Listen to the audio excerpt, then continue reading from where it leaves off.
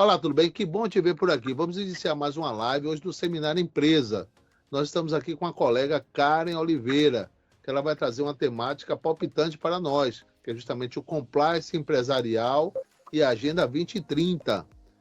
Karen Oliveira, ela é advogada, é pós-graduada em Direito e mestranda em Direito pela Universidade Federal e pesquisadora justamente sobre essa temática e bolsista da CAPES. Então, Karen, muito obrigado por você ter aceito o convite. Obrigado a você que está nos assistindo e acompanhando o conteúdo desse canal. Boa noite a todos. Quero cumprimentar inicialmente o professor Pedro Durão, que tanto tem contribuído com os meus estudos e me despertado a paixão para o direito empresarial, né? Obrigada pelo convite. E hoje eu quero correlacionar o compliance com a efetividade da Agenda 2030 aqui no Brasil. E para dar esse início, o primeiro ponto que eu quero discutir com vocês é sobre o fator social da empresa, que traz os fundamentos da República Federativa Brasileira, que, dentre outros, são a livre iniciativa de exercício de qualquer atividade econômica organizada, a livre concorrência, o respeito à propriedade privada e a sua exploração, e observando também a sua função social, de acordo com a Constituição Federal, presente no artigo 5º. A Constituição, ela traz em seu corpo a liberdade para qualquer cidadão empreender, desde que observados para a atividade que vai se colocar a executar seus princípios básicos ligados à função social. Afinal, uma empresa responsável, ela deve priorizar a sociedade como um todo, para não correr o risco de trazer problemas e sim contribuir para a melhoria da qualidade de vida da coletividade. O empresário, ele deve seguir as diretrizes específicas para a função social, determinada pelo artigo 421 do Código Civil, que expressamente ele constitui a função social do contrato e o renovando para assistir a interesses sociais, aplicando limites à liberdade dos contratantes, né, para auxiliar a coletividade, construindo condições para o lastro, o equilíbrio econômico contratual, e ensejando a correção das prestações de serviços ou atividades. Ao se tratar do empresário, ele fica com a obrigação, seja ele individual ou coletivo, de obedecer às diretrizes do princípio da boa-fé e a boa-fé objetiva, de acordo com o Código Civil, artigo 422, que para promover na aplicação da atividade econômica e as suas justas condições. De acordo com a teoria da função social e empresarial, o empreendedor ou a empresa coletiva terão o poder, dever de, na execução da sua atividade, ter ações que reflitam na coletividade. A Carta Magna, ela também traz, no seu artigo 5º, né, ele exige que também exista a função social da propriedade empresarial através do empresário, que terá a obrigação de respeitar a livre concorrência sem que haja nenhum tipo de abuso, promover a defesa dos direitos do consumidor e combater a desigualdade social, aplicando o assistencialismo aos colaboradores e promover projetos elencados à defesa ou recuperação, por exemplo, do meio ambiente, né, que hoje é uma pauta extremamente importante para todos. Atualmente, as empresas elas passaram por uma transformação, o mercado passou por uma transformação, que trouxe para as atividades empresariais também dificuldades para se manter de acordo com a conformidade fiscal, tributária, os princípios gerais e normas que regem a responsabilidade social no cotidiano de uma empresa, né? Trouxe essa dificuldade. E as alterações vistas nas exigências de demandas sociais influenciam no mercado externo e no cenário político. No modelo que aqui a gente vislumbra, não é mais possível empreender somente com aquela ânsia de se obter lucros, né? Tendo em vista essa nova hermenêutica, essa posição, que se faz de grande interesse a criação de novos mecanismos para a valorização do negócio através da aplicação da responsabilidade social, né? Ao observarmos isso, a gente pode também estabelecer um padrão de competitividade através da função social. Por quê? Quando as empresas elas aplicam a responsabilidade social, que elas conseguem aplicar isso no mercado, elas conseguem produzir produtos que respeitem a sustentabilidade, né, ganhando a simpatia do público ao favorecer a coletividade. Sendo assim, considera-se um agente que multiplica o bem-estar social. Essa função social da empresa, ela pode também se difundir com a do Estado, que atualmente, né, as empresas ela têm responsabilidades semelhantes ao se tratar das necessidades individuais dos cidadãos, tendo que ter uma visão ampla para beneficiar os aspectos econômicos, comunitários e social ao qual pertence, né? Vista como uma economia organizada, a empresa ela também não perde a sua característica, deixando claro isso, né? Que ela deve sim gerar lucros, tributos e empregos. E isso precisa ser preservado de acordo com o artigo 47 da Lei número 11.101 de 2005, que acolhe esse princípio e o princípio da função social, né?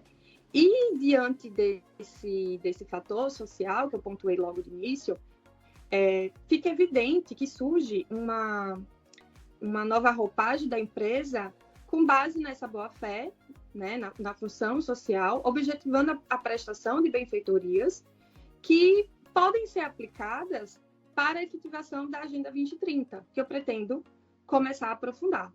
Muita gente se pergunta, né, principalmente os pequenos empresários, quando ouvem falar, o que é a Agenda 2030?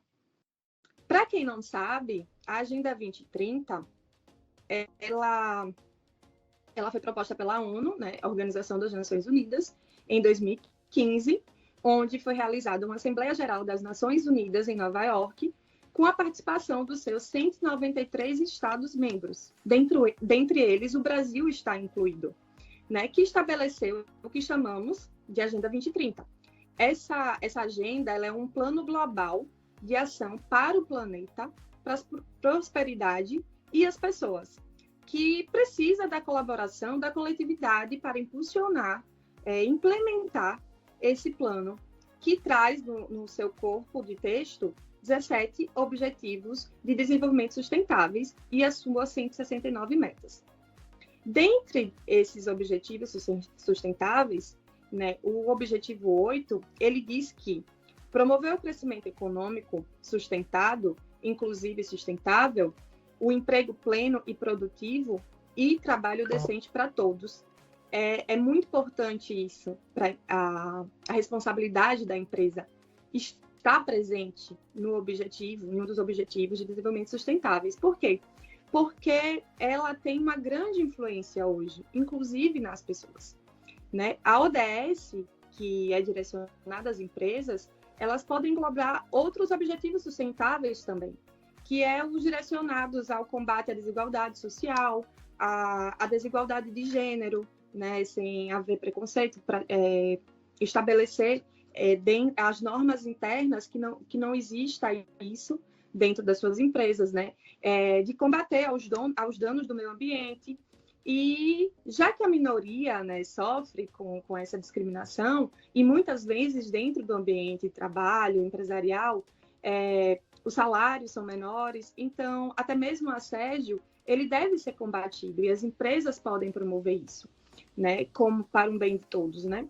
E dentro da sociedade, as empresas têm o poder de transformar, porque além muitas delas possuírem um PIB altíssimo, as empresas têm o poder no seu marketing de induzir a sociedade, né, tanto a compra quanto ao estímulo, né, dessas benfeitorias.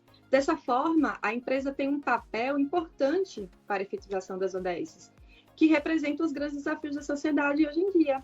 Ou seja, trazendo isso para a realidade, para a nossa realidade mais próxima, a empresa se alinha com a simpatia do público que está atenado a essas questões sustentáveis, e caso a empresa esteja desalinhada, acabarão perdendo espaço no mercado. Ao observar essas questões trazidas na Agenda 2030, que ainda muitas vezes são consideradas uma utopia, a gente pode ligar diretamente ao compliance, que ela auxilia bastante na efetividade, né? A globalização e o avanço da tecnologia transformou a sociedade, porque hoje a gente está sempre em conexão.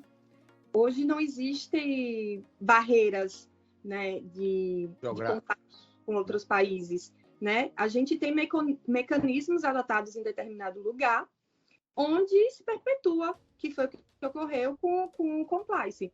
Né? Aprofundando os estudos nessa esfera do compliance, a gente pode afirmar que ele pode ser dividido em 3 pontos, para mim, principais. A primeira, que é os direitos humanos, e juntamente com trabalhistas, o direito trabalhista, e a segunda parte é o meio ambiente, e a terceira podemos definir como socioeconômicos, né? Onde observamos a necessidade da transparência financeira, que não é especificamente a corrupção, mas sim um todo na parte econômica, né? O compliance, objetivamente, ele significa a conformidade com normas por parte de uma empresa ou de uma sociedade em geral. Tem o peso de significar a conformidade e estar alinhado com a ética, com as leis, com as normas, tanto externas quanto internas da empresa, que surgiu de uma expressão em inglês, que é o to comply. A definição do compliance pode ser delimitada como uma forma de prevenir ou reduzir os riscos de infringir leis decorrentes de uma atividade ou agente econômico direcionado por normas, né? Inclusive, para deixar gravado mentalmente, eu vou parafrasear o conceito de compliance do autor Pedro Durão, né, onde ele traz em sua obra que ele afirma que esse termo expressa uma ideia de estar de acordo com as regras, com atendimento preventivo do regramento por parte das empresas, objetivando que se evite uma futura punição pela prática de atos em desconformidade com a lei. Tranquilo. Ô, Karen, e esse compliance, né, que advém do cumplir, fazer cumprir, né, regras de cumprimento, realmente eles são aplicáveis a todas as empresas, né? Porque a gente está estudando aí a parte de direitos humanos aplicada à empresa, você falou do compliance empresarial de uma forma distinta, trouxe a Agenda 2030 para adicionar esse conhecimento, muito bom. Agora, como é que ficaria essa aplicação real, né, dos direitos humanos às empresas através do compliance empresarial? Porque me parece que isso sempre existiu, será? Porque as regras estão aí postas para que as pessoas cumpram, seja o consumidor, seja o empresário, e aí vem a expressão compliance de regras de comprometimento. Ele não tem que cumprir o que está na lei? É isso, será? Como é que sua pesquisa abordou e intensificou esse estudo nesse sentido? O que é que você acha? A minha pesquisa, a gente percebeu que, apesar de existir normas, trazendo as normas supranacionais, de acordo com os direitos humanos, trazidos pelo Agenda 2030, a gente tem a efetividade, de fato, dos direitos humanos da empresa, a conscientização nas empresas. É um fato que hoje 83% das maiores empresas têm compliance interno. Certo. A minoria não tem. O que isso pode trazer é um prejuízo na falta da consciência do meio ambiente. Porque hoje, por exemplo, a pioneira é a lei americana, né? Ela que iniciou com o compliance. Sim. Porém, muitas das normas não são praticadas aqui no Brasil. Certo. Por isso que o compliance é importante, juntamente com o Estado, de conscientização. Que o Estado promova essa conscientização para os menores empresários. Ele tem custo, sim, mas pode ser considerado também como um investimento. É um investimento para evitar litigâncias habituais dentro da esfera do direito trabalhista, de evitar o que acontece no direito tributário, né, de burlar as normas, né, juntamente com o auxílio de contadores, que muita gente confia somente na sua prática, no seu conhecimento. Então, isso estimula. Isso estimula também conhecer o seu próprio colaborador. O compliance também de conhecer seu próprio colaborador. Equipe, né? A sua equipe. e as suas necessidades para elas serem observadas e dessa forma trazer bem-estar para o colaborador, contribuir com a sua empresa. Afinal, um colaborador que esteja trabalhando feliz, ele sempre vai trabalhar melhor. Sim. Né? E respeitando os direitos humanos dele. A gente hoje teve vários casos onde, em Aracaju, por exemplo, um funcionário da Burger King que não teve tempo para ir ao toalete e acabou fazendo suas necessidades na própria roupa na instituição de trabalho. Com compliance, isso com certeza não seria aplicado. Teria realmente, na sua própria instituição, uma conscientização maior em relação a isso. Pois bem, estamos ouvindo aqui Karen Oliveira, você que está nos assistindo, meu forte agradecimento para você que está acompanhando nossos vídeos, nossas lives, nosso seminário do canal Via Jurídica, que o compromisso é esse, é justamente levar o conhecimento com qualidade, de forma gratuita. Já estamos chegando perto do final, viu, Karen? Mas assim, antes de chegarmos lá, eu queria fazer uma pergunta. Você falou do compliance, falou dessas formas que são aplicadas às grandes empresas e empresas em si. Isso fica fácil quando você tem um advogado corporativo que acompanha as médias e grandes empresas, né? E aí você faz até uma advocacia preventiva no sentido de policiar alguma falha, de orientar, de conduzir o empresário, o empreendedor para uma melhor atividade e evitar falhas, ou seja, evitar litígios futuros, né? Então, a advocacia corporativa realiza uma advocacia preventiva junto lá às empresas para evitar esses infortúnios, né? Mas como ficaria na prática tudo isso que você estudou para a pequena empresa? Aquele pequeno empreendedor lá que quer ganhar o lucro. Eu sempre gosto de perguntar isso, porque tem muito microempresário que assiste a gente, ou pequeno empreendedor, que ele quer saber qual seria a aplicação. A gente está estudando isso de um ponto de vista mais técnico, mais intensivo, mais qualificado, à luz de mestrado e doutorado. Mas como seria essa aplicação prática para aquele pequeno empreendedor? O que é que você acha? O que é que você estudou nesse sentido? Então, para o pequeno empreendedor, realmente, ainda existe essa complicação de ter a visibilidade do benefício do compliance, porque a gente sempre pensa nos custos, né? Sim. Hoje, eu realmente tenho consciência que o compliance, para mim, é um investimento. Por quê?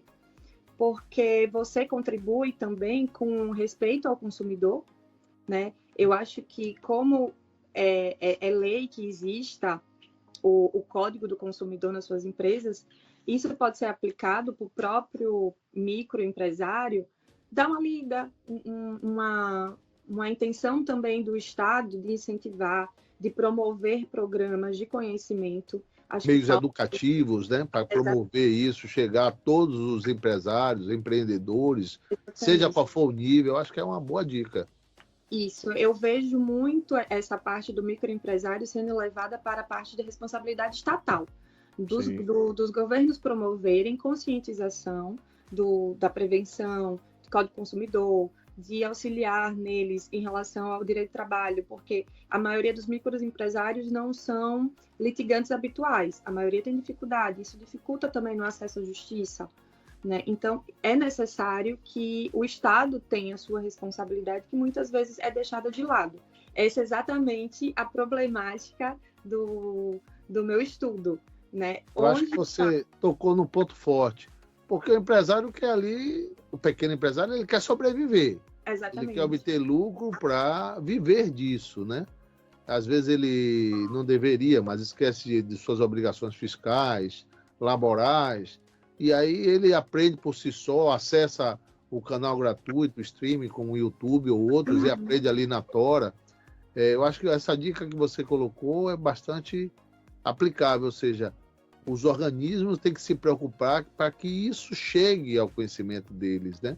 Para que eles promovam ações melhores, de uma atividade econômica melhor, no sentido de que buscar a lucratividade com mais humanização, com mais respeito, se ele tem um colaborador, 2 ou 3 colaboradores, que eles sejam respeitados também na sua dignidade e que aproveite tudo isso que você está desenvolvendo, cara, e outros colegas que já se apresentaram aqui, justamente dessa incorporação dos direitos humanos da empresa, né? Então, acho que é isso aí. Nós estamos chegando ao final, viu, cara? Muito obrigado por você ter vindo. Obrigado a Obrigada. você que está nos assistindo, você que acompanha o nosso canal.